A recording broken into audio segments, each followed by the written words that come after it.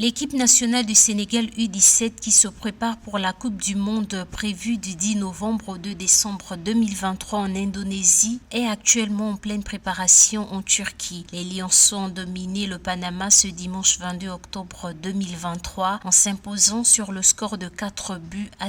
Concernant les Lionceaux, je peux dire que c'est un groupe très bien préparé, donc leur voir gagner contre le Panama pour moi c'est pas une surprise.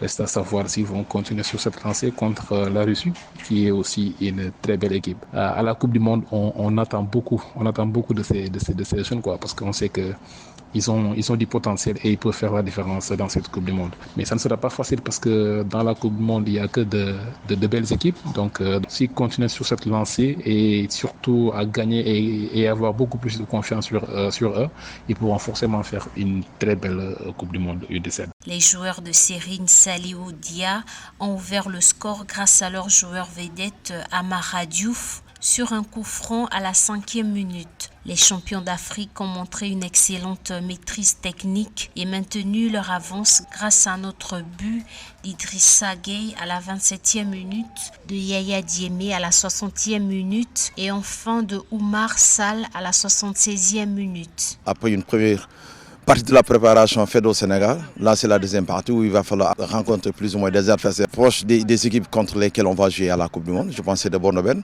Donc c'est le lieu plus ou moins un peu de féliciter la fédération pour ces matchs acquis qui va nous permettre un peu de se préparer, qui va nous permettre un peu de savoir où aller et comment y aller. Une belle victoire pour les hommes de Serine Saliou Dia qui disputeront 2 autres matchs amicaux durant cette semaine. Le 25 octobre, les Lionceaux du Sénégal affrontent la Russie avant de défier l'Ouzbékistan le 28 octobre. Pour rappel, dans cette Coupe du Monde, le Sénégal est logé dans le groupe D en compagnie du Japon, de la Pologne et de l'Argentine.